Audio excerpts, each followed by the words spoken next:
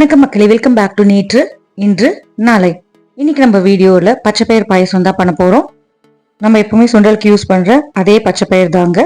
பச்சைப்பயிரை ஊற வைக்கணும்னு அவசியம் இல்லை. டக்குன்னு டிசைட் பண்ணி நீங்கள் இந்த பாயசத்தை ஈஸியாகவே பண்ணிடலாம். ரொம்ப மினிமமான இன்க்ரீடியன்ஸ் தான் தேவைப்படும்.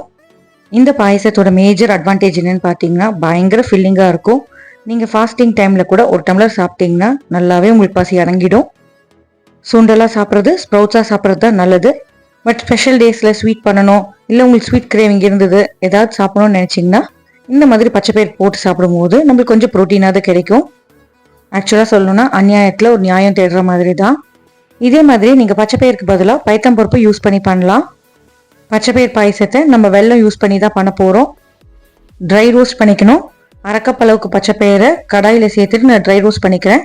நல்லா கமகமன் ரோஸ்டட் ஃப்ளேவர் வரும். கலருமே பார்த்தீங்கன்னா லைட் ப்ரௌனாக மாறும். அந்த ஸ்டேஜ் வர வரைக்கும் நீங்கள் ரோஸ்ட் பண்ணிக்கணும். கிளறிட்டே இருந்தீங்கன்னா ஈவனாக எல்லா பக்கமும் ரோஸ்ட் ஆகும்.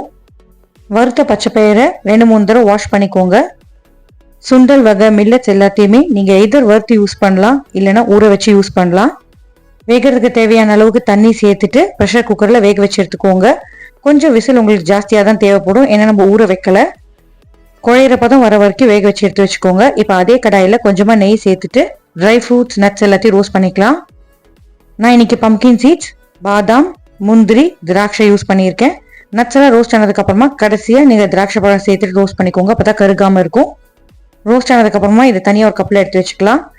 பச்சைப்பயிர் வேகிறதுக்குள்ளேயும் நம்ம இதெல்லாம் ரெடி பண்ணி வச்சுக்கலாங்க. இன்னொரு பக்கம் பார்த்தீங்கன்னா கொஞ்சமாக தண்ணி சேர்த்துட்டு 1 கப் வெல்லத்தை நான் உருக்கி ரெடியாக எடுத்து வச்சுக்க போகிறேன். 1/2 கப் தண்ணி சேர்த்தாலே போதும் 1 கப் வெல்லத்துக்கு. வெல்லம் நல்லா கரையிற வரைக்கும் கொதிக்க விட்டுக்கோங்க. இப்போ இதெல்லாம் ரெடி பண்ணுறதுக்குள்ளேயும் பச்சைப்பயிர் நல்லா வெந்துடுத்து. நம்ம அந்த ட்ரை ஃப்ரூட்ஸ்லாம் வறுத்தோம் இல்லையா, அதே கடாயில் பச்சைப்பயிரை பாக்கி இருக்கிற நெய்யில் அப்படியே சேர்த்துக்கலாம். குழஞ்சி வந்ததுன்னா உங்களுக்கு பாயசத்தில் கொஞ்சம் கிரேவியாக ஒன்று சேர்ந்து வரும். நல்லா மிக்ஸ் பண்ணி விட்டுட்டு ஒரு 2-3 நிமிஷம் கொதிக்க விடுங்க. இது கொஞ்சம் கொதி வந்ததுக்கு அப்புறமா நம்ம கரைச்சி வச்சிருக்கிற வெல்லத்தை வடிகட்டி சேர்த்துக்கலாம். வெல்லத்தில் அழுக்கு தூசியெல்லாம் இருக்குங்க. கட்டாயமாக நீங்கள் வடிகட்டி சேர்த்துக்கோங்க. அப்போ தான் நம்ம கடைசியாக சேர்க்குற பாலுமே திரியாமல் இருக்கும். வெல்லத்தில் எதாவது அழுக்கு இருந்ததுன்னா பால் திரிஞ்சு போயிடும்.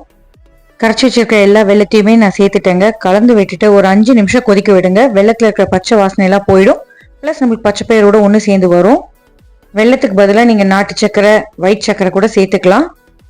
நம்ம முன்னாடியே பால் சேர்த்துட்டு அதுக்கப்புறம் வெள்ளம் சேர்த்தோம்னா கட்டாயம் தெரியுங்க. நீங்கள் வெள்ளத்தில் கொதிக்க விட்டுட்டு கடைசியாக பால் சேர்த்துக்கோங்க. இந்த பாயசத்தை பொறுத்த வரைக்கும் நீங்கள் சூடாகவும் சாப்பிடலாம், இல்லை சில்டாகவும் சாப்பிடலாம். வாசனைக்காக 2 ஏலக்காவை தட்டிட்டு அந்த ஏலக்காய் பொடியை சேர்த்துக்கிறேன். நல்லா ஒரு தடவை கலந்து விட்டுட்டு கொதிக்க விடுங்க.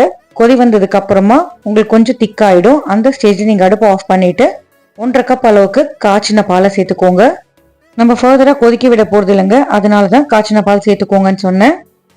பால் சேர்த்ததுக்கு அப்புறம் நல்லா கலந்து விட்டுருங்க. கொதிக்க விட்டால் தான் திரிஞ்சு போகும். ஸோ மிக்ஸ் பண்ணி விட்டதுக்கு அப்புறமா நம்ம வறுத்து வச்சிருக்கிற ட்ரை ஃப்ரூட்ஸ் அண்ட் நட்ஸை சேர்த்துக்கலாம். இது பார்த்தீங்கன்னா ரொம்பவே ட்ரெடிஷ்னலான ஸ்வீட்டுங்க. அதனால ட்ரெடிஷ்னல் ஃப்ளேவரை கொண்டு வரதுக்காக ஒரு சிட்டிகையில் பாதி அளவுக்கு நான் பச்சை கற்பூரம் சேர்த்துருக்கேன். உங்ககிட்ட இல்லைன்னா நீங்கள் ஸ்கிப் பண்ணிக்கலாம், இருந்ததுன்னா சேர்த்துக்கோங்க, ஃப்ளேவர் நல்லாயிருக்கும்.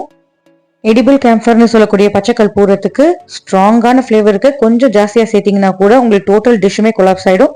ஸோ ரொம்ப அளவாக சேர்த்துக்கோங்க. அவ்வளோதாங்க, நீங்கள் சர்வ் பண்ணிடலாம். சாப்பிட்றதுக்கு சூப்பராக இருக்கும். ட்ரை பண்ணி பாருங்கள். எப்படி வந்ததுங்கிறத எனக்கு மறக்காமல் கமெண்ட்ஸை சொல்லுங்கள். நம்ம சேனலுக்கு நீங்கள் ஃபர்ஸ்ட் டைமாக வரீங்கன்னா லைக் பண்ணுங்க, ஷேர் பண்ணுங்க, சப்ஸ்கிரைப் பண்ணுங்க. இன்னும் நல்ல ரெசிபியோட நல்ல வீடியோட சீக்கிரமே சந்திக்கிறேன். Until then, take care, bye bye, have a great day. Thanks for watching.